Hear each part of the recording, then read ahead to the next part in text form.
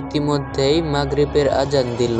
আমি জায়গাটা নিরাপদ না মনে করে সেখান থেকে চলে আসলাম। রাত 9টা নয়, আমি রুমে বসে পড়ছি। বাবা রুমে এসে বলল, বাড়িওয়ালা তোমাকে যেখানে যেতে নিষেধ করেছে তুমি সেখানে কেন যাও? আমি কোনো কিছু না বলে মাথা নিচু করে আছি। হঠাৎ কলিং বেলে নক শুনতে পেলাম। মা দরজা খুলে কার সাথে যেন কথা বলছে। আমি বাবাকে আমার রুমে রেখেই চলে গেলাম। সেখানে গিয়ে আমি যেটা দেখতে পেলাম সেটা দেখার জন্য আমি মোটেও প্রস্তুত ছিলাম না। দেখলাম মা আর বাবা একসাথে দাঁড়িয়ে আছে। আমি নিজের চোখকে বিশ্বাস করতে পারছিলাম না।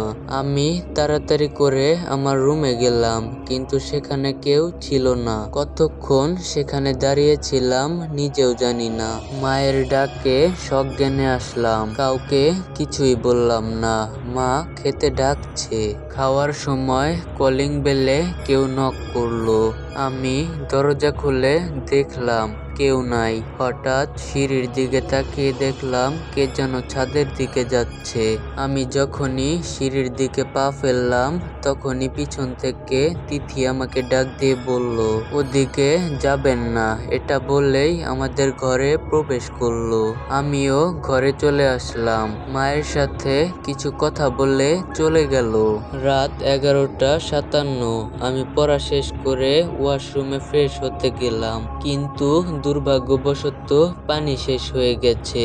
তাই রান্নাঘরে গেলাম পানির জন্য।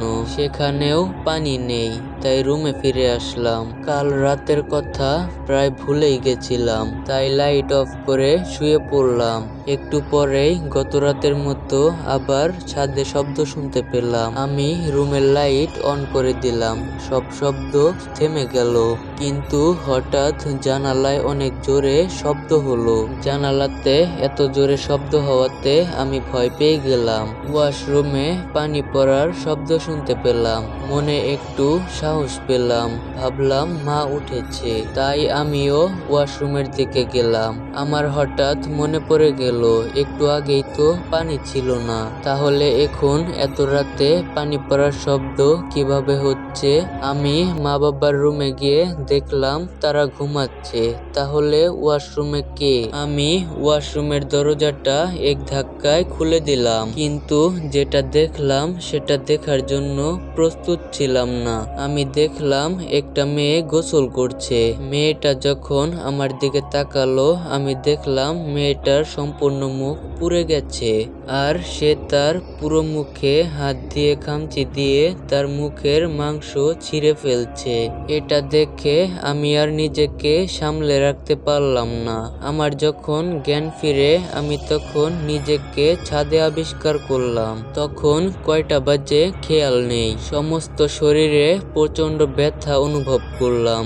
অনেক কষ্ট করে উঠে দাঁড়ালাম। আমি সিঁড়ির দিকে এগিয়ে গেলাম। এমন সময় ফজরের আজান দিল।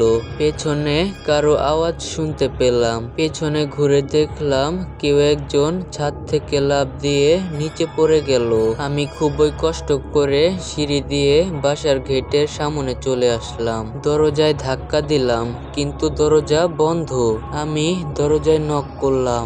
মা এসে দরজা খুলে দিল, কিন্তু কিছুই বলল না। আমি অবাক হয়ে গেলাম। আমি আস্তে আস্তে রুমে চলে গেলাম, কিন্তু রুমে গিয়ে আরো অবাক হয়ে গেলাম। দেখলাম মা বাবা একসাথে বসে আছে। আমার মাথা তখন কাজ করা বন্ধ করে দিয়েছে। মা বাবা যদি এখানে থাকে তাহলে দরজা খুলে দিল কে? বাবা কিছু বলতে চাইলো, কিন্তু মা বাধা দিল। আমাকে আমার বিছানায় শুইয়ে দিয়ে মা চলে গেল। আমি বাবাকে বসতে বললাম, তাই বাবা আমার পাশে বসে থাকলো। কখন ঘুমিয়ে পড়েছিলাম মনে নেই। কারো স্পর্শে ঘুম ভাঙলো। চোখ খুলে দেখলাম তিথি। আমি তিথিকে দেখে অবাক হয়ে গেলাম। ও কিভাবে আমার রুমে আসলো, আর আমার বাবা মা কিভাবে ওকে রুমে আসতে দিল? আমি মাকে ডাক দিলাম। মা সাথে সাথেই আসলো। মনে হলো আমার ডাকেরই অপেক্ষা করছিল। আমি কিছু বলার আগেই বাবা রুমে এসে বলল, কাল রাতে কার সাথে সাথে দেখা করার জন্য বাইরে গিয়েছিলি। হঠাৎ করে তিথি বলে ফেললো আমার সাথে। আমি তিথির দিকে এক দৃষ্টিতে তাকিয়ে থাকলাম। আমি কোনো কিছু না বলে বিছানা থেকে উঠে বাইরে চলে গেলাম, যদিও শরীরে অনেক ব্যথা পাচ্ছিলাম।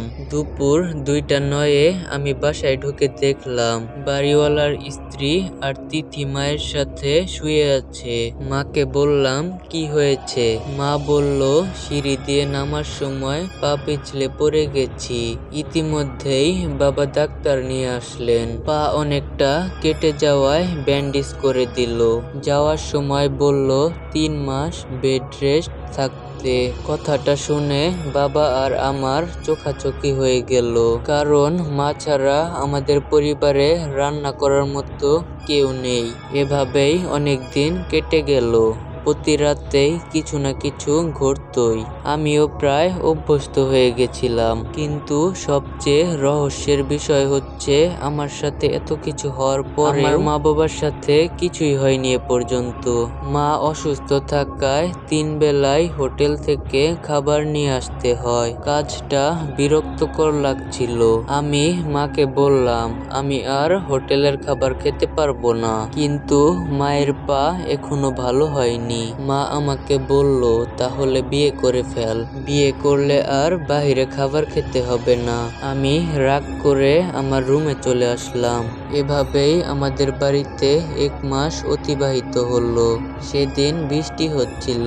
আমি বাহিরে খাবার আনার জন্য যাচ্ছিলাম। হঠাৎ কারো সাথে ধাক্কা খেলাম। আমি ফোন টিপতে টিপতে নিচে নামছিলাম, তাই কিছু দেখতে পাইনি। পিছনে তাকিয়ে দেখলাম কেউ নেই। তিথির ডাকে সামনের দিকে ফিরলাম। তিথি বলল কোথায় যান? আমি বললাম খাবার আনতে যাচ্ছি। তিথি বলল বিয়ে করে নিলেই তো বাইরের খাবার আর খেতে হয় না।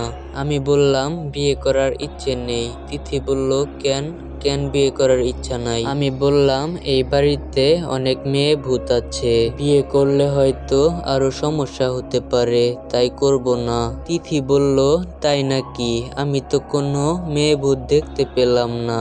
আমি বললাম আমার সামনেই তো একটা দাঁড়িয়ে আছে। তিথি বলল মানে কি বলতে চাচ্ছেন? আমি বললাম কিছু না। তিথি বলল আপনার সাথে আমার কিছু কথা আছে। আমি বললাম কি কথা বলেন। তিথি বলল বিকেলে ছাদে আসবেন। আমি বললাম পারবো না। তিথি বলল না আসলে আমি নিজেই আপনার কাছে যাব। আমি কিছু না বলে চলে গেলাম। তিথিকে পাশ কাটিয়ে যাওয়ার সময় আমার হাতে একটা চিমটি দিল। আমি আর কিছু বললাম না। বিকেল 5:32 আমি আমার রুমে শুয়ে শুয়ে ফোন চাপছিলাম। একটা অপরিচিত নাম্বার থেকে কল আসলো। আমি রিসিভ করলাম। ওপাশ থেকে কেউ বলল ছাদে আসেন, আমি অপেক্ষা করছি। আমি অনিচ্ছা সত্ত্বেও ছাদে গেলাম। দেখলাম তিথি আর তার মা দাঁড়িয়ে আছেন। আমি তাদের কাছে গেলাম। তিথির মা বলল তুমি আমার মেয়েকে মুক্ত করে নিয়ে যাও। আমি বললাম আপনার কথাটা বুঝতে পারলাম না। তিথির মা বলল তুমি জানো এই বাসায় কিছু সমস্যা আছে। তিথির বয়স এখন 17, বয়স 19 হলেই তিথিকে ওই মেয়েটা মেরে ফেলবে। আমি বললাম কোন মেয়ে মারবে একটু ভালো করে বুঝিয়ে বলেন, আমি তো কিছুই বুঝতে পারছি না। তিথির মা বলল শোনো তাহলে।